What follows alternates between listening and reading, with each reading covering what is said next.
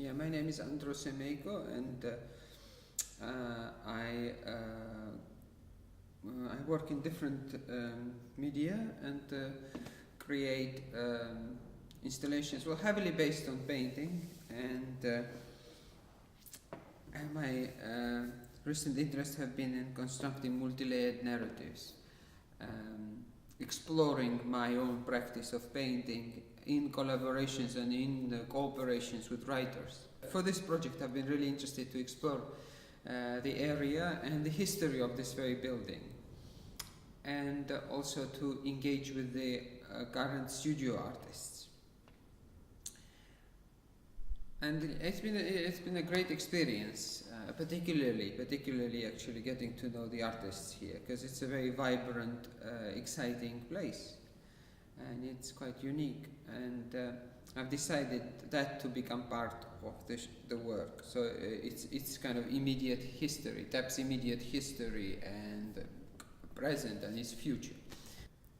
It's been quite a privilege actually to spend time with the people working here and with the studio artists, and I had a chat with some of them, and all the things we've discussed will become part of a text that Amy McKenney will put together to be part of the show. I've approached also another writer, Tom Morton, to work on another piece which is based on the history of the well in the winch room at TAB. I'm working in the winch room, and it's a very special space. It looks like a church, it looks like a temple, and I'm sitting, I have set up my desk at the place where an altar would be, and there are these chairs facing me as if there's an audience, and I have to perform some kind of ceremony. And I start to think very much of this whole setup of the studios. It's like a kind of abbey where monks are working in the studios, and they come to pray in this very room, and I'm somehow part of the ritual.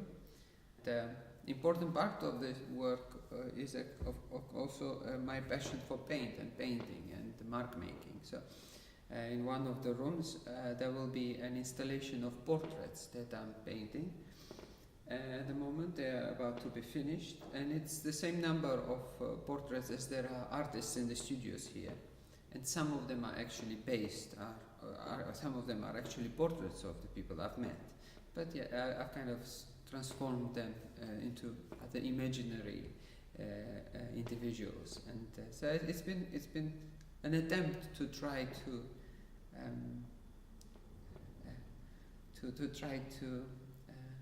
tap into a kind of a shared emotional state of the place. It's almost like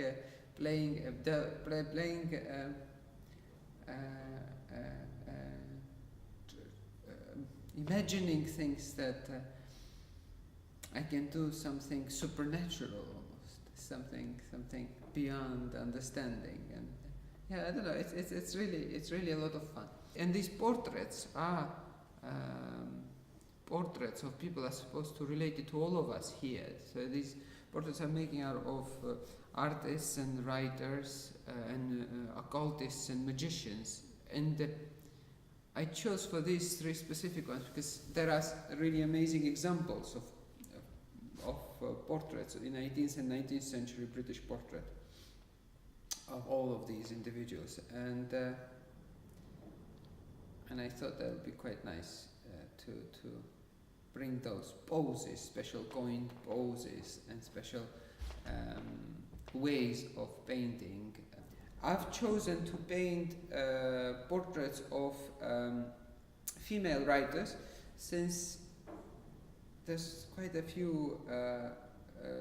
creative female individuals in the studios here. So I kind of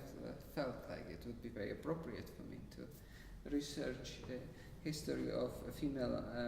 artists and writers, and in particular writers. I got interested. I mean, how I chose partly was the existence of portraits that I was interested in, the poses that were chosen for certain writers, and so I find Mary Wollstonecraft's portrait really amazing, and she was one of the first feminist writers, and the pose that was used for her portrait is not a romantic pose, how a female would be portrayed often as a person writing some kind of superfluous prose or diaries, but more in a pose like a male writer would be, and much less of a kind of romantic feminine idea of a woman in the process of a thought, because very often writers are portrayed in this process, creative process of creation, of thinking about ideas, and so it's